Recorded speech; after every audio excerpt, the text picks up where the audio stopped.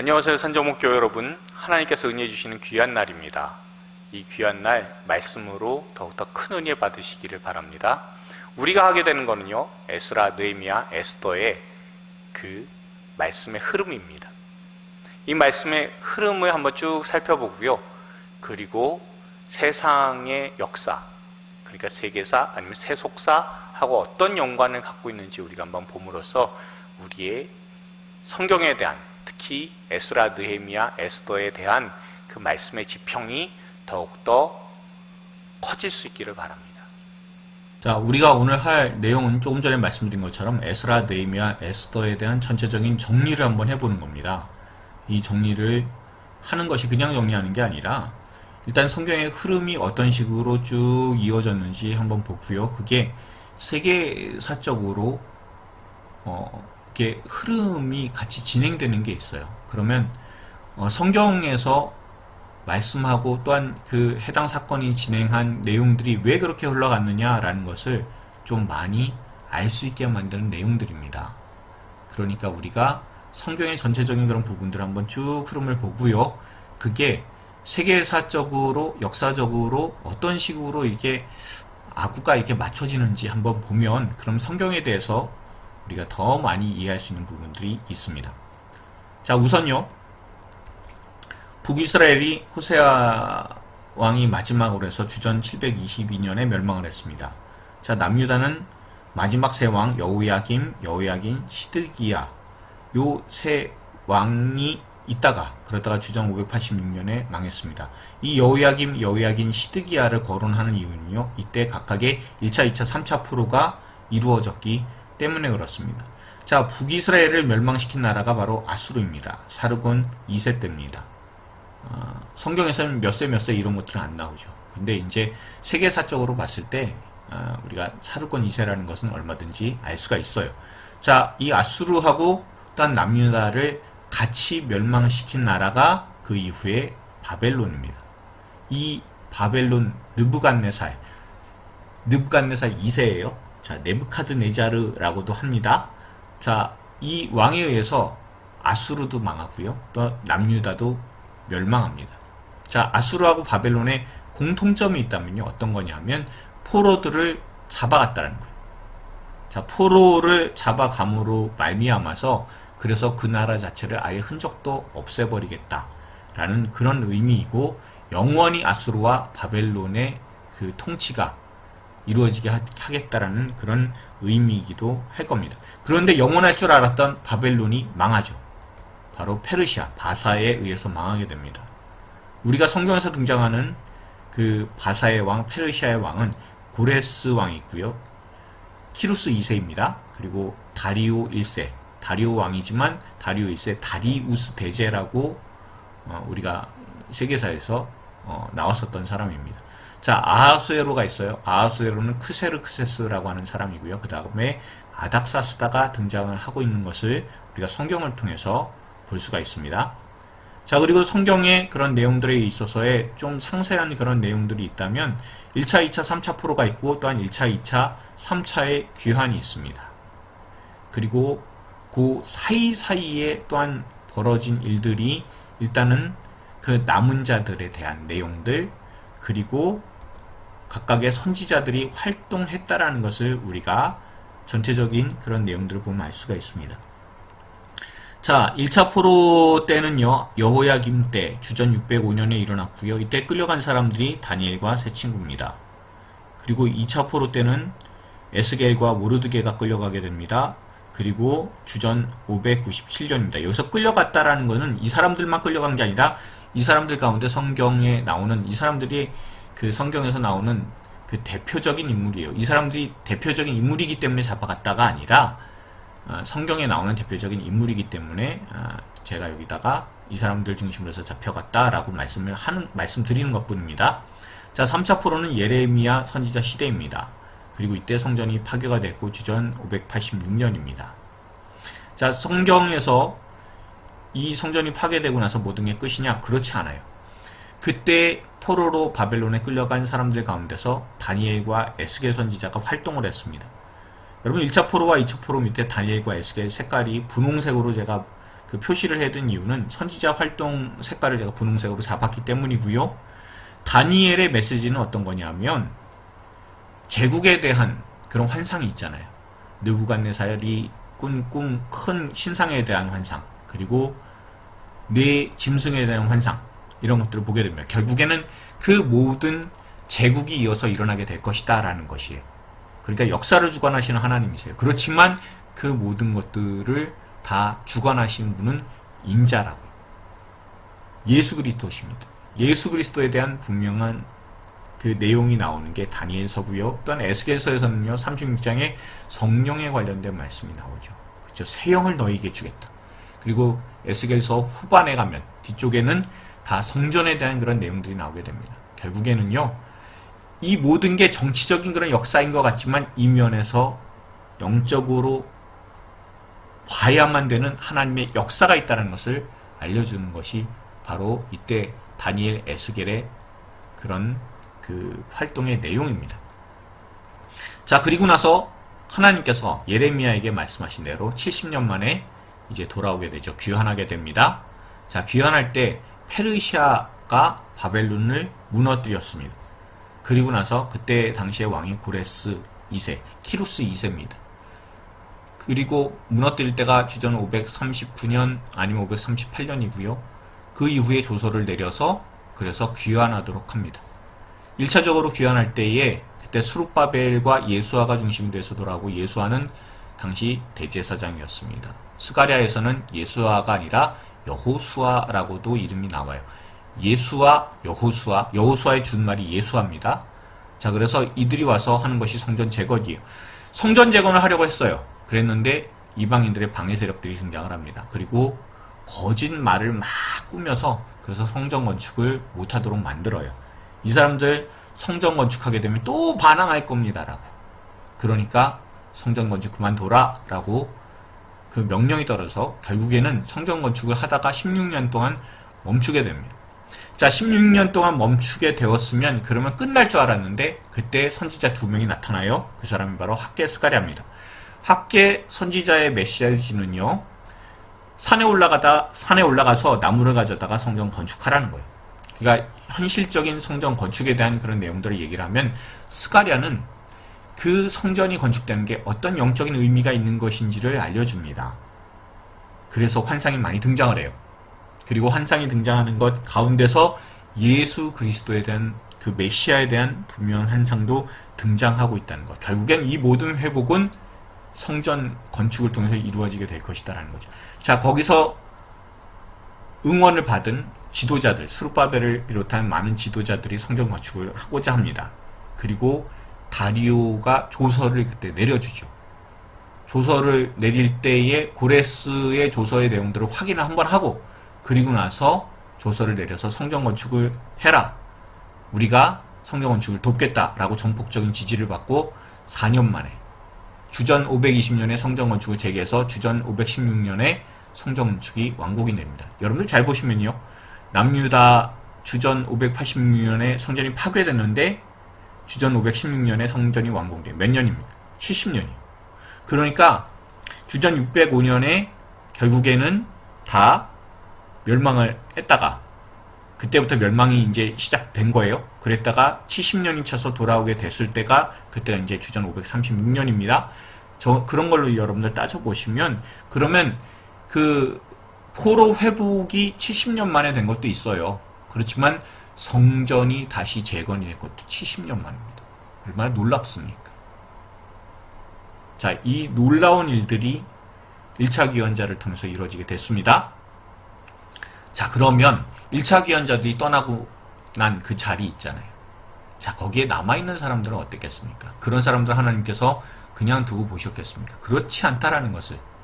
물론 하만 같은 사람들이 유다 민족들을 없애려고 그랬죠. 그랬는데 결국에는 하나님의 은혜 가운데서 하나님의 나타나시지 않는, 보이지 않는 하나님의 섭리가 나타나서 결국엔 이들이 구원을 받았고, 그 구원받게 된 절기를 불임절이라고 하고, 그 불임절의 유래가 나오는 책이 바로 에스더서라는 것을 우리가 알고 있습니다.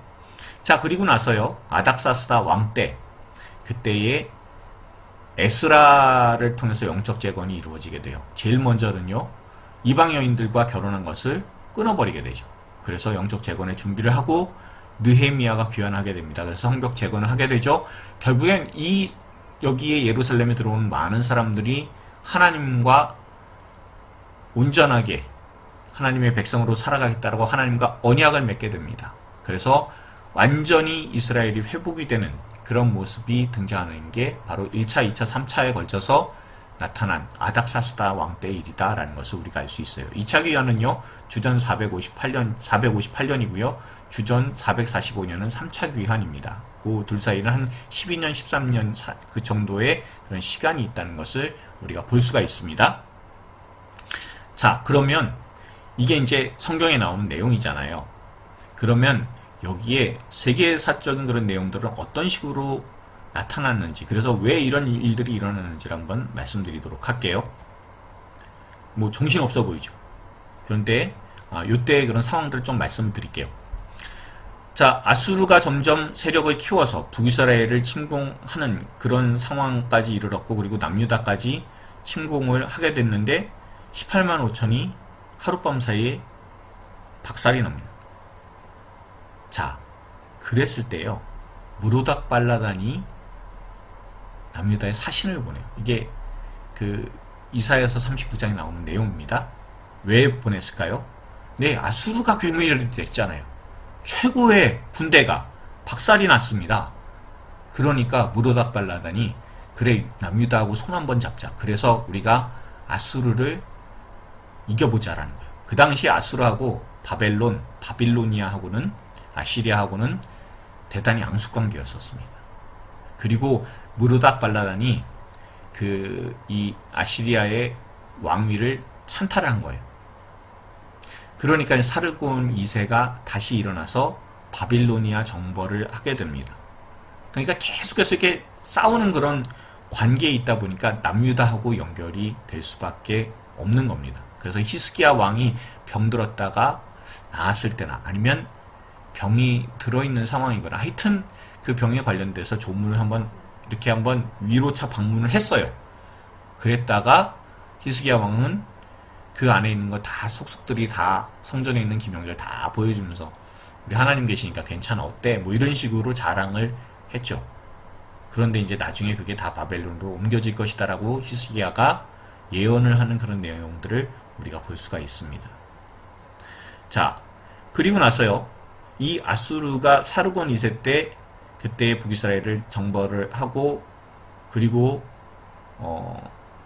그 북이스라엘을 포로로 잡아갔었죠. 그쵸? 그거를 그대로 답습한 나라가 바로 바벨론입니다. 바벨론도 3차에 걸쳐서 예루살렘을 공격해서 망하게 만들어요. 그리고 사람들을 포로로 잡아갑니다. 근데 이 느부갓네살 2세가 어떤 사람이냐면, 대단히 이 느부갓네살 왕 자체가 대단히 영민한 사람이에요. 그래서 이 신바빌로니아 제국이라고 합니다. 역사적으로 신바빌로니아 제국을 그 틀을 형성을 하고 최고의 전성기를 구가한 왕이 이 느부갓네살 2세입니다. 오죽하면 공중정원을 만들었고, 그리고 커다란, 그러니까 이방 사원이죠. 조로아스터교의 그 사원인 그 지구라트를 만든 사람이 바로 이 느부갓네살 왕이다라고 알려지고 있습니다. 이 느부갓네살은요, 성경에서도 보면은 그 바로 느고하고도 싸우죠.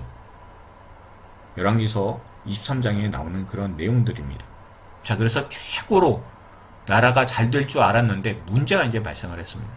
그게 어떤 거냐면요, 아수르도 그랬고 바벨론도 그랬습니다. 포로로 사람들을 잡아가서, 그래서 포로 유배지에다가 두면 그러면 관리가 잘 될 거라고 생각을 했었어요.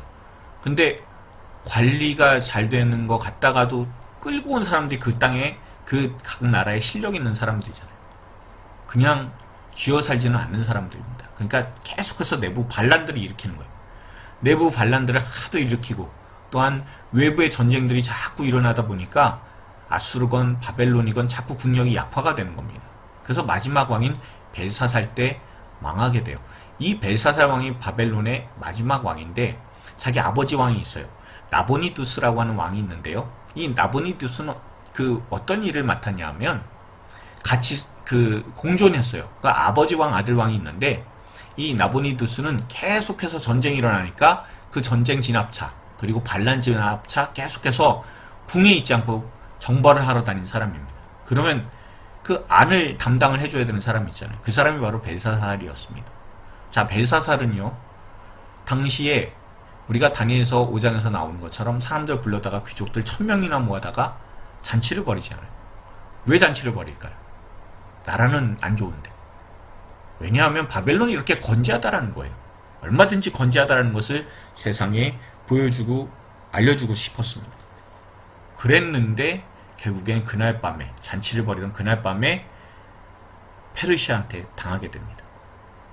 자, 페르시아에게 당하게 될 때 그런 것들을 아무도 몰랐어요. 그러니 그 페르시아가 얼마나 대단한 나라인지 알 수도 있고요. 그리고 그 페르시아의 왕이었던 고레스는 얼마나 놀라운 사람인지 알 수가 있어요. 여러분, 바벨론하고 바사, 페르시아하고는요, 어떤 차이가 있냐면 바벨론은 지금의 이라크 생각하시면 돼요. 지역이 이라크입니다. 그래서 이라크도 자기들은 바빌로니아가 자기들의 그 조상이라고 분명히 그 전 세계 역사에다가 자기네들 조상이라고 이렇게 자랑을 해요. 그런데 바사, 페르시아는 이란입니다. 이란 자기들에게 있어서의 최고의 왕조는 결국 페르시아 왕조다 라고 그렇게 자기네들의 역사를 자랑을 합니다. 그 페르시아를 영광으로 이끈 사람이 고레스 2세, 키루스 2세라고 하는 사람입니다. 이 사람이 굉장히 중요한 일을 했는데요. 여러분들 위에 보시면 뭐가 있냐면 그 리디아 정복이라고 있죠. 리디아라고 하면 생소해요. 근데 우리가 이 리디아가 어디에 한번 등장을 하냐면 그 요한계시록 3장에 등장을 해요. 사대요, 사대. 사대가 리디아의 수도입니다. 이 사대라는 지역은 3면, 4면이 이렇게 절벽으로 되어 있는 그런 남공불락의 요새입니다. 게다가요, 이 주변에는 팍톨루스라고 하는 강이 흘러요. 강에는 사금이 나옵니다. 사금이 하도 나와서 그래서 뭘 만들었냐면 금화를 만든 나라입니다. 최초로, 전 세계 최초로 이 리디아가요. 그런데 이 리디아 정복을 했다는 것은 무슨 뜻이냐면 페르시아가 이제 경제적으로 부유하게 됐다는 거예요. 그것도 여러분들 우리가 사대에 대해서 주님께서 말씀하실 때 살았다고는 하는 이름은 갖고 있지만 죽었다라고. 왜냐하면 한밤에 몰래 정복이 됐거든요. 자, 한밤에 몰래 정복했던 거를 한번 경험을 했기 때문에 이 바벨론도 몰래 하룻밤 사이에 무너뜨리는 게 가능했죠. 얼마나 놀랍습니까? 그렇게 리디아를 정복을 하고 나서 거기에 있었던 크로이소스 혹은 크루에수스라고 하는 왕을 사로잡습니다. 그리고 이 왕이 계속해서 이제 도와줘요. 같이 친한 친구가 됐습니다. 그래서 리디아를 잘 다스리고 그리고 안정화시키는데 굉장히 중요한 역할을 하게 돼요. 아마 여기서 힌트를 얻었을까요? 고레스가 포로 잡혀왔었던 사람들, 포로로 잡혀온 사람들을 다 자기 나라로 돌려보냅니다. 왜냐하면 악수르나 바벨론이나 계속해서 내전이 일어나고 반란이 일어나서 국력이 약화된 걸 봤잖아요. 봤기 때문에 그래서 포로를 해방을 시키게 돼요. 그게 주전 537년 고레스 조서입니다. 그럴 때 1차 귀환을 수룹바벨과 예수아가 돌아오게 돼요. 자, 성전 재건을 하게끔 하죠. 왜요? 자, 고레스가 견제하고 싶은 나라가 하나 있습니다. 그게 바로 이집트입니다. 그런데 지도상으로 보면 예루살렘하고 가까운 지역이 아니에요. 페르시아가.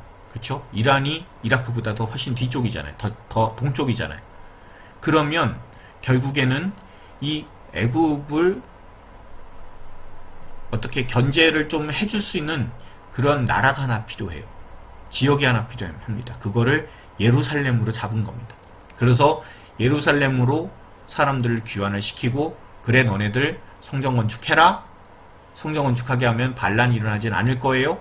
그러니까 그것 때문에라도 보내서 성전 건축하게 했습니다. 근데 올라오는 상소는 어떤 거예요? 모함하는 상소는 얘네들 또 반란 때문에 가뜩이나 굉장히 신경 쓰는 사람이 고레스인데, 그럼 성전 건축을 하게 만들면 쟤네들이 그걸 바탕으로 해서 반란한다고. 그게 옛날에 남유다의 여호야김 시드기야 때 그렇게 3번이나 반란한 역사가 있다고. 오케이, 그러면은 성전 건축 중단이라고 해버리게 되죠. 자, 그러다가 10년이 흘러서 다리오 때, 우리가 그 세계사에서는 다리우스 대제라고 하는 사람이에요. 이 다리우스 대제가 그 마음에 품고 정복하고 싶은 지역이 있습니다. 그게 바로 유럽입니다. 어떻게 해서든 이 바다 건너서, 에게해를 건너서 저 유럽을 정복해보고 싶은 겁니다. 자, 그렇게 해서 정복을 시작하게 되었을 때 3번의 전쟁이 이 다리오 때, 또한 그 다음 왕인 아하수에로 때 일어나게 되죠. 그게 바로 페르시아 전쟁 1차, 2차, 3차입니다. 혹은 1차, 2차, 3차 그리스 전쟁이라고도 합니다. 이 다리오 1세 때요, 페르시아 전쟁을 했는데 1, 2차 다 폴리스잖아요. 유럽은 제국이 아니에요. 도시국가입니다. 도시국가를 공격해서 이길 거라고 생각했는데 졌어요. 그 중에 뼈아픈 패배가 2차 페르시아 전쟁 때 마라톤 전투입니다. 이때 결국에는 굉장히 크게 당하고 나서 결국에는 더 이상 정복을 할 수가 없게 되었습니다. 그렇지만 이쪽으로 해서 서쪽으로 해서 나가게 되면 걸리는 나라가 항상 이 이집트입니다. 이 애굽이에요. 이 이집트를 견제할 수 있는 것은 예루살렘을 세우는 것밖에 없는데, 보니까 아직 성전 건축하다가 중단이 됐고 성전 건축하겠다는 얘기가 나오고, 그러면 옛날에 조서를 찾아서 성전 건축할 수 있는 근거를 만들어주자 해서 다 찾았더니 고레스 조서가 나왔어요. 그걸 바탕으로 해서 어떻게 해요? 네, 맞습니다. 예루살렘에 성전 건축할 때 그것을 이 나라에서 지원해 줄 테니까, 그러니까 성전 건축 마음껏 해라 라고 해서 성전 건축이 4년 만에 이루어지게 된 그런 배경이 되는 겁니다. 자, 자기가 정복하고 싶었던 땅이 유럽인데 정복을 못했습니다. 그렇게 죽은 거를 그 아들인 아하수에로, 크세르크세스가 봤어요.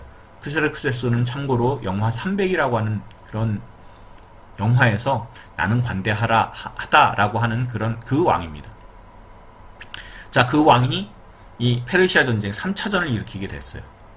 그리고 전쟁을 잘 하면서 나가는 것 같았는데 살라미스에서 그 자기가 갖고 있는 주력 함선들을 다 잃어버립니다. 그것뿐만이 아니죠.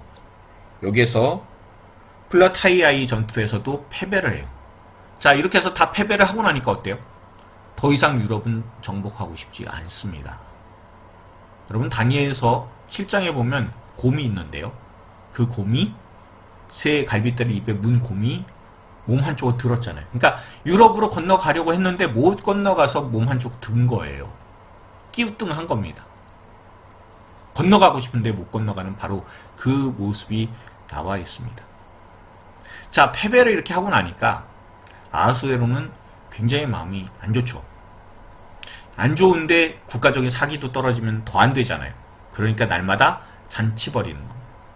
자, 잔치를 계속해서 벌려서 마음을 좋게 하려고 했는데 거기에 초를 친 여인이 나타났습니다. 바로 왕후 와스디입니다.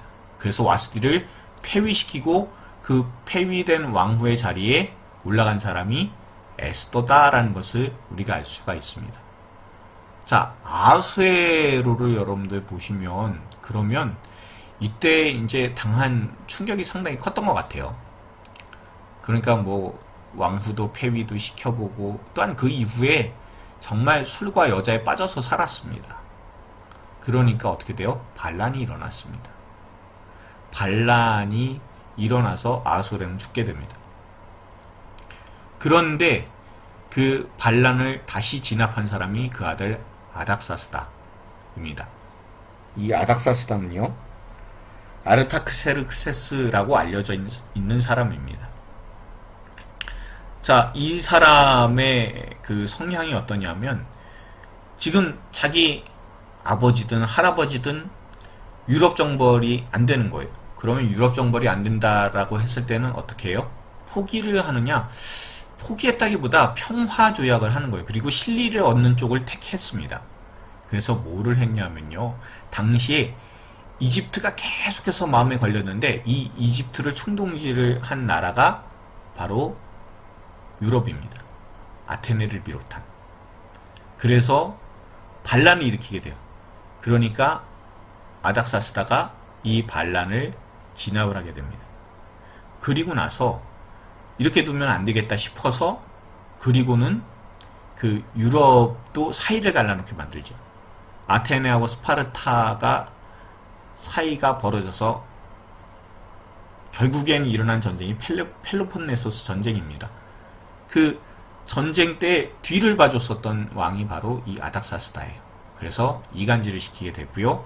그리고 그 전쟁을 통해서 약화되었을 때 그때의 이집트를 정벌을 했고요. 그리고 나서 조약을 유럽과 맺게 됩니다. 그게 바로 칼리아스 조약인데 너네들하고 우리 이제 안 싸운다. 평화 조약을 그렇게 맺었어요. 그리고 나서 정말 중요한 지역이었었던 키프러스 섬, 다시 말하면 구브로 섬을 획득을 하게 돼요. 그게 바로 칼리아스 조약이고요.